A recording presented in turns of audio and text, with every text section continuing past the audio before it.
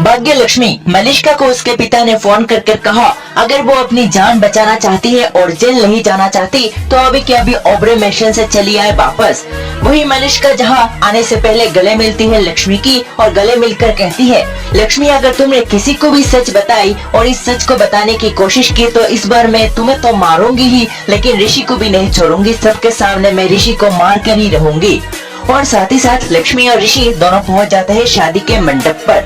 मंडप पर पहुंचने के बाद दोनों की शादी की रस्में अदाई होती है और इसी के साथ ऋषि और लक्ष्मी जैसे ही पति पत्नी बनने वाले होते हैं, ऋषि लक्ष्मी को सिंदूर पहनाने वाला होता है, तभी यहाँ पर आग थोड़ी बढ़ जाती है।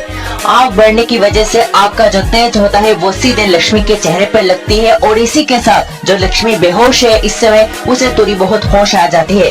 होश आते ही लक्ष्मी यहाँ चारों ओर देखती है, लेकिन जैसे ही वो अपना सिर ऋषि की ओर घुमाती है वो देखती है ऋषि उसे सिंदूर पहना चुका है।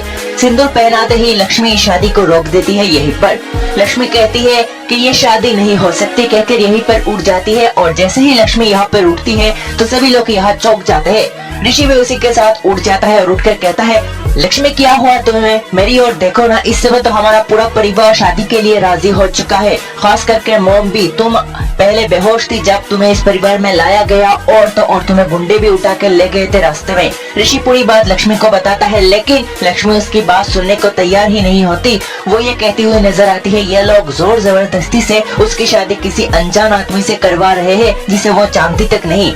अब इस बात से जहाँ पूरा परिवार परेशान हो जाता है, वीरेंद्र भी उसे समझाता है कि लक्ष्मी तुम्हें हुआ क्या है और दादी भी उसे समझाती है, लेकिन लक्ष्मी किसी की बात सुनने को तैयार ही नहीं होती। वो यहाँ पर पूरी तरह से हल्ला करने लगती है और ऋषि उसका साथ देता है। ऋषि उसे संभालने की कोशिश करता है, ऋषि उसे पकड़ के रखता है और कहता है कि उसे कुछ नहीं हुआ, लेकिन लक्ष्मी उसे छूने भी नहीं देती और उसे धक्के मार के यहाँ से एक थप्पड़ भी लगा देती है ऋषि को।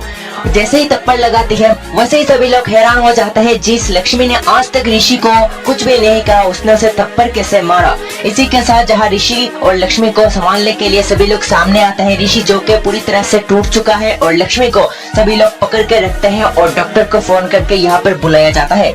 आप डॉक्टर आने के बाद ही बताएंगे आखिरकार लक्ष्मी के साथ हुआ क्या है और लक्ष्मी ऐसे अजीब बिहेव क्यों कर रही है।